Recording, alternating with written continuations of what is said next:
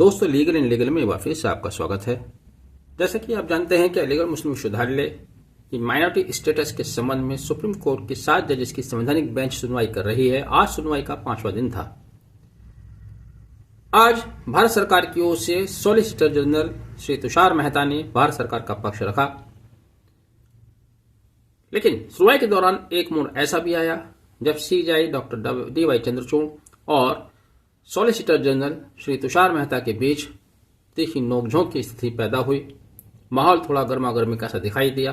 दरअसल हुआ यूं था कि सॉलिसिटर जनरल तुषार मेहता ने कहा कि वह संसद द्वारा लाए गए संशोधनों के साथ नहीं है, उनका समर्थन नहीं करते हैं, जिस पर chief justice doctor D Y. Chandrachud साहब काफी हैरान हुए और उन्होंने कहा कि हाउ कैन एन ऑफिसर से he will not support an amendment passed by the parliament।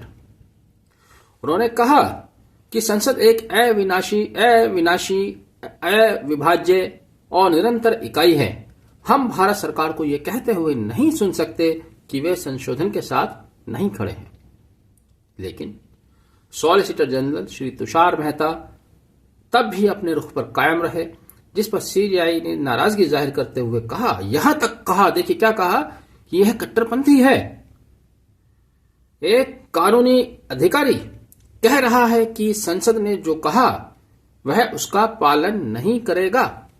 क्या हम संघ मतलब भारत संघ, क्या हम संघ के किसी भी अंग को यह कहते हुए सुन सकते हैं कि वे संसद द्वारा पारित होने के बावजूद संशोधन का समर्थन नहीं करेगा?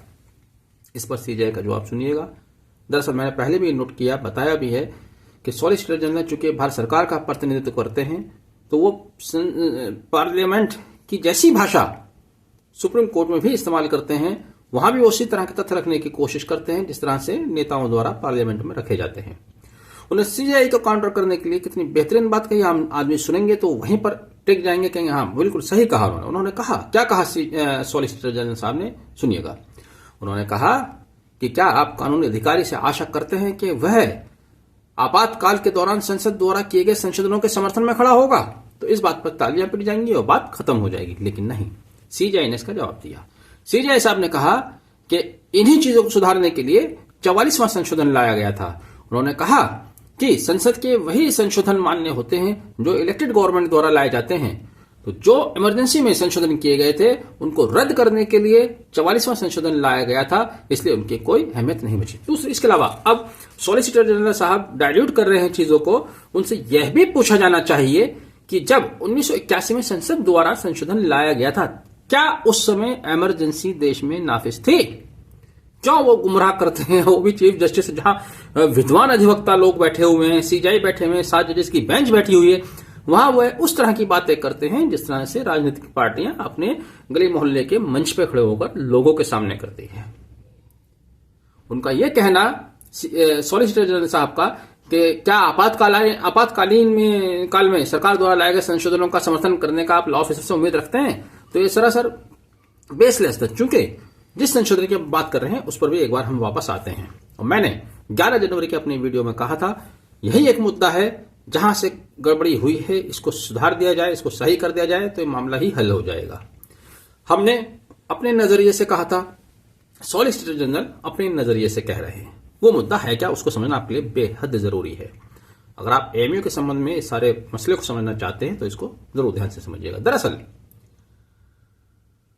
साल 1967 में एस अजीज बादशाह द्वारा सुप्रीम कोर्ट के समक्ष एक याचिका दायर की गई थी।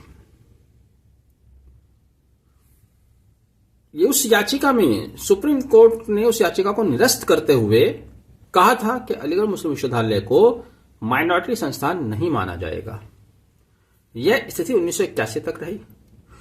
साल 1981 में संसद द्वारा एक और संशोधन लाया गया, अलीगढ़ मुस्लिम यूनिवर्सिटी अमेंडमेंट एक्ट 1981, और संसद ने भाषा में दिए गए सुप्रीम कोर्ट के निर्णय को पलटते हुए अलीगढ़ मुस्लिम विश्वविद्यालय को माइनॉरिटी का स्टेटस दे दिया था। अब गड़बड़ कहां पर हुई है? जिसके बेस पर सॉलिसिटर जनरल बात कह रहे हैं वह पूरी तरह गलत नहीं है, वह एक हद तक सही है, लेकिन वो गलती का समर्थन कर रहे हैं। गलती क्या थी? साल 2006 में इलाहाबाद विश्वविद्यालय द्वारा इलाहाबाद उच्च न्यायालय द्वारा जो जजमेंट दिया गया था वह जजमेंट सरासर गलत है।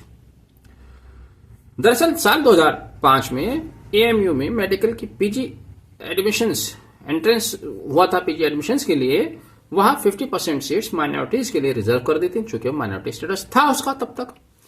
उस निर्णय के विरुद्ध कुछ डॉक्टर्स इलाहाबाद हाईकोर्ट जाते हैं। इलाहाबाद हाईकोर्ट का निर्णय देखिए। इलाहाबाद हाईकोर्ट ने उस निर्णय में अपने में कहा कि हालांकि 1967 का सुप्रीम कोर्ट का निर्णय 1981 में भारत सरकार द्वारा लाए गए संशोधन के द्वारा रद्द कर दिया गया है, तो भी 1967 का जजमेंट गुड है, अच्छा है। यह सरासर गलत जजमेंट इलाहाबाद उच्च न्यायालय ने दिया, जहां से सारा विवाद पैदा हुआ। इलाहाबाद उच्च न्यायालय को यह अधिकार नहीं था, जैसे कि आज सीजीआई काउंटर कर रहे हैं सॉलिसिटर जनरल को, उनकी बातों पर हैरानगी जाहिर कर रहे हैं, तो सीजीआई को उस बात पर भी जाना चाहिए कि अगर सॉलिसिटर जनरल संशोधन के साथ नहीं खड़े, तब इलाहाबाद उच्च न्यायालय ने उन संशोधनों को क्यों नहीं माना। इलाहाबाद उच्च न्यायालय द्वारा संसद द्वारा किए गए संशोधनों को क्यों रद्द कर दिया गया। केवल एक मुद्दा आपको यह तय करना था, लेकिन बात बहुत लंबी जा रही है। कभी एडमिनिस्ट्रेशन के ऊपर बात आती है, कभी बात आती है फंडिंग के ऊपर, कभी बात आती है माइनॉरिटी इंस्टीट्यूशन भारत का संविधान लागू होने से पहले, कभी आर्टिकल 30 पर बात आती है। बात आपको यही तय करनी है कि जब 1981 में भारत सरकार द्वारा संशोधन लाकर अलीगढ़ मुस्लिम विश्वविद्यालय को माइनॉरिटी का स्टेटस दे दिया गया, तब क्या इलाहाबाद उच्च न्यायालय उस निर्णय को, उस संशोधन को रद्द कर सकता है। और इलाहाबाद उच्च न्यायालय के 2006 के निर्णय के विरुद्ध ही यह याचिका सुप्रीम कोर्ट के समक्ष दायर की गई है। तो सॉलिसिटर जनरल इलाहाबाद उच्च न्यायालय के निर्णय के आधार पर जो कुछ कह रहे हैं, उसके आधार पर कह रहे हैं। हमारा मानना यह है कि वह निर्णय ही गलत था। इलाहाबाद उच्च न्यायालय के निर्णय को रिवाइज करना चाहिए। यह मामला यहीं समाप्त हो जाएगा। बहरहाल अभी बहस कंटिन्यू है, कल भी बहस होनी है, छठे दिन। कितने दिन चलेगी अभी नहीं कहा जा सकता। आपने वीडियो आखिर तक देखा, देखते रहिए, बने रहिए। Thank you, have a nice day.